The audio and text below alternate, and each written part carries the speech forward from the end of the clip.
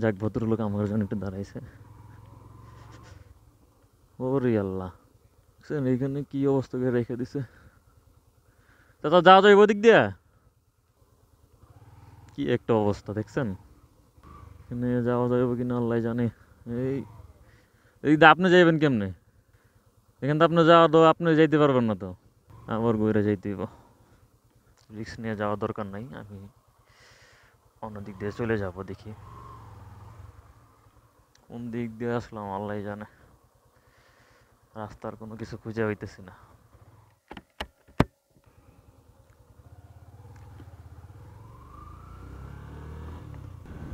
আসসালামু আলাইকুম, সবাই কেমন আছেন? হ্যাঁ, অফিস থেকে বাসায় যাচ্ছি। শীতের রাত, আহ, ঠান্ডা লাগছে অনেক। ঠান্ডার মধ্যে বাইক চালালে তো, এই শীতের মধ্যে বাইক চালালে বুঝতেই তো পারেন কীরকম ঠান্ডা লাগতে পারে। অলরেডি ঠান্ডায় আমার শরীর কাঁপতেছে, কথা বলতে প্রবলেম হচ্ছে। সচরাচর এই রাস্তাটা দিয়ে মানুষ রাতের বেলা যাতায়াত করলেও তেমন 8টা 9টার পর থেকে তেমন মানুষ দেখা যায় না।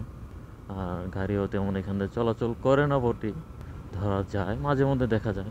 যদি যাত্রী থাকে তাহলে গাড়ি চলাচল করে, কিন্তু আমি রেগুলার এই পথ দিয়ে আসা যাওয়া করি, তেমন দেখি না। অটো দেখা যায়, অটো রাত্রেবেলা চলাচল করে। আর বর্তমানে অটোর তো জানেনই কি পরিমাণে অটো চলাচল বাড়ছে। কিস্তিতে টাকা উঠায় অটো কিনতেছে, অটো কিনে সেই অটো চালায় তারা ইনকাম করতেছে। অটো চালায় ভালো কথা, কিন্তু ব্যাটারি চালিত গাড়ি, যে অটো রিক্সা বলেন বা অটো বলেন, এগুলো সরকার নিষেধ করছে। আপনারা সবাই জানেন অবশ্য, এটা নতুন করে বলার মতো কিছু নেই। এখানে দিয়ে গ্রাম দিয়ে কাজ চলতেছে, যাওয়া যাবে নাকি? ও মা, যাওয়া কি পসিবল?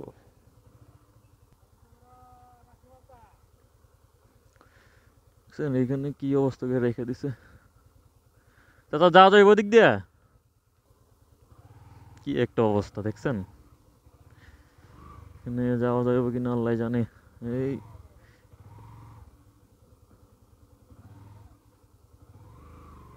গেছে।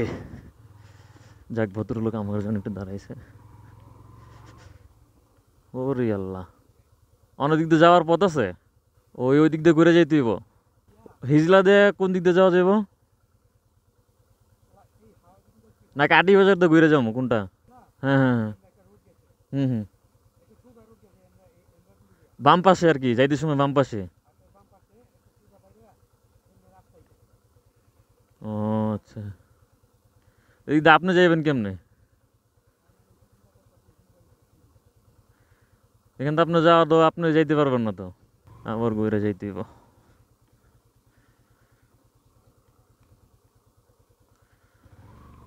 হ্যাঁ, আপনি উঁচা করে নিয়ে যেতে পারেন, আমি তো আর তা পারবো না। এখান দিয়ে রাস্তা দিতেছে।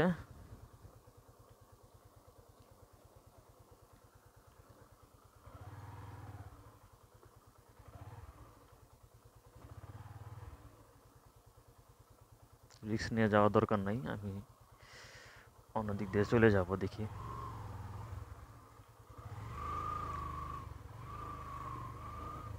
ভাই, রামেরকান্তে যাওয়ার পথটা কোন দিক দিয়ে?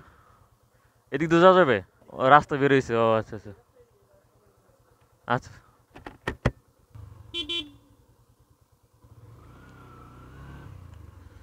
দেখছেন কি একটা অবস্থা এখানে রাত্রিবেলা। আমি তো জানতাম না এরকম অবস্থা, আমি যেতে সময় দেখে গেছি রাস্তায় আসলে কাজ চলতেছে, আর জানতাম না তো এরকম হবে। দেখেন গ্রামের মাঝখান দিয়ে একটা মধ্য রাস্তাতে যাইতে হইতেছে আমাকে বাধ্য হইয়া। আহ, ওখানে রাস্তার কাজ চলতেছে, পুরা ভিডিওতে দেখা যাচ্ছে কিনা জানি না। ওরা এই রাস্তা খনন করছে, এখান দিয়ে হয়তো কোনো রাস্তা হবে ভালো, বড় সড়ো। কোন দিক দিয়ে আসলাম আল্লাহ জানে, রাস্তার কোনো কিছু খুঁজে হইতেছি না। ভাই রামের কান্দা বেরোবো কোন দিক দিয়ে? এর সাথে বেরোনো যাবো না? ও, ওদিক দিয়ে ওই রাস্তা আবার ইয়ে করতেছে। তাহলে এদিক দিয়ে কেমনে যাইতেইব?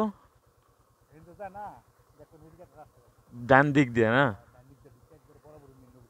ও আচ্ছা আচ্ছা। আচ্ছা আচ্ছা ঠিক আছে, দেখি একটা অটো গেতেছে, তো অটোটাকে ফলো করে যাইতে হবে। আমি এদিক দিয়ে চিনি না, একেবারে নতুন বলতে গেলে, জীবনে এরকম রাস্তা দিয়ে কখনো যাই নাই। আসলে অটো রিক্সা নিয়ে আলোচনা করতেছিলাম, আর এদিক দিয়ে হচ্ছে আমার বাসা দিয়ে খুব যাওয়াটা খুব শর্টকাট। রাস্তাটা নির্জন হলো, যাওয়া যায় কিন্তু একটু ভয়ঙ্কর আছে। তো দেখলেনই তো, ভিডিওতে দেখা গেছে কিনা জানি না।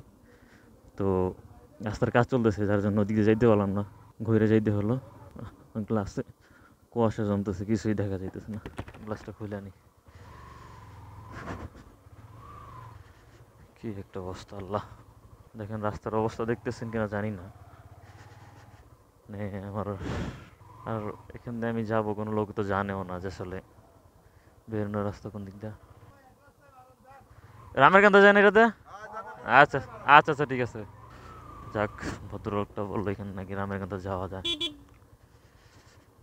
ও, এখানে একটা অটো, আসলে একদম ফাঁকা রাস্তা, চুরি ডাকাতের একটা ভয় থাকে। আল্লাহ অল্পর জন্য, একটুতে আল্লাহ বাঁচাই দিছে আমার। আমি যে সামনে যে ব্রিজটা ছিল, সামনে যে মাটি খোঁড়া ছিল, আমি হয়তো ওই উনি না বললে হয়তো আমি একদম ডিরেক্ট পড়ে যেতাম আজকে বাইকটা নিয়ে। একটা বড় দুর্ঘটনা বলতে পারেন এটা, আমি বড় দুর্ঘটনা থেকে একদম মানে আজকে রেহাই পেলাম। ঠিক আছে, তো অবশেষে বেরিয়ে এসেছি সেই রাস্তাটা দিয়ে। তো ছিলাম যে বেরোতে পারবো কি না, আসলে এদিক দিয়ে ওই দিক দিয়ে যাই আসলাম, এখন এই দিক দিয়ে কখনো যাওয়া হয়নি। হয়তো আমি বাইকটা নিয়ে পড়ে গেলে এখানে আমাকে কেউ দেখতেও না। এখানে কোনো মানুষ নেই, দেখছেন, এখানে কোনো মানুষ নাই। দ্বিতীয়ত হচ্ছে, আমি পড়ে থাকলে আমি কি কেমনি কি করতাম, কাউকে যে ডাক দিব সেই উপায়টা না। আমি বাইকটা রেখে কোথায় যাব, কোনো লোকও পাইনি ভাই। অটোরিকশা চালক যারা আছে, অটোরিকশা চালায়, তাদেরকে একটা নির্দেশ দিয়েছে। আসলে গরিবের পেটে লাঠি মারা ঠিক না, তারপরও বলতে হয় যে কিছু কিছু অটো চালক আছে মহাসড়কে না, মানে এই ঢাকার কিছু মহাসড়ক আছে, সেগুলোতে গিয়ে অটো অটো চালায়। তো মহাসড়কের মধ্যে একটা একটা বাস যায়, একটা বড়, মানে এখানে সব গাড়িগুলো 50, 60, 70, 80 এরকম স্পিডের উপর থাকে। তো সেখানে একটা অটো ঢুকলে দুর্ঘটনা ঘটাটাই স্বাভাবিক। আহ, যদিও তারা অন্যায় করতেছে, অনেক দুর্ঘটনা ঘটতেছে তাদের কারণে। এই যে দেখেন, রাস্তা একটা ইট পড়া ছিল, লোকটা নিয়ে ফালাই দিল, কারণ জানে কোনো দুর্ঘটনা না ঘটে। দেখছেন, একেই বলে মানবতা। আমি আসতে চালাচ্ছি, কারণ হচ্ছে আমার হেলমেটের যে গ্লাসে কুয়াশা জমতেছে, জানি না কথা বলার জন্য নাকি, এরকম হয়নি কখনো। আমি কুয়াশার জন্য তেমন কিছু দেখতেছি না। আমার বাইকের তেল আসে পর্যাপ্ত পরিমাণে, কিন্তু তারপরও ব্যাপারটা কী হইলো বুঝলাম না কিছু। কিছুদিন আগে বাইকটা সার্ভিসিং করাইছি। ইয়ামা বাইক, আসলে আমি তো ইউজার নতুন, ইয়ামা এসভিটাস ভার্সন 2 নতুন বাইকটি কিনছি। তো এটা আমি ব্রেকিং পিরিয়ড খুব ভালোভাবেই মানছি, জানি না তারপরও কিছু কিছু প্রবলেম পাইছি কেন। প্রথম প্রবলেমটা হচ্ছে আমার ইঞ্জিন থেকে একটা সাউন্ড আসতো, ব্যাড সাউন্ড।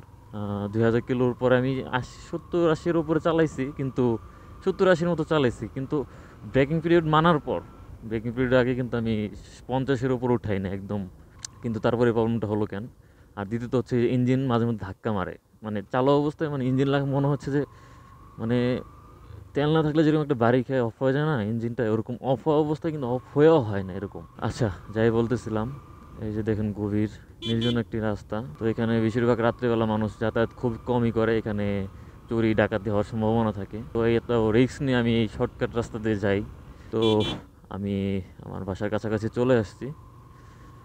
তো আরেকদিন অন্য কোনো টপিকস নিয়ে ভিডিও করব।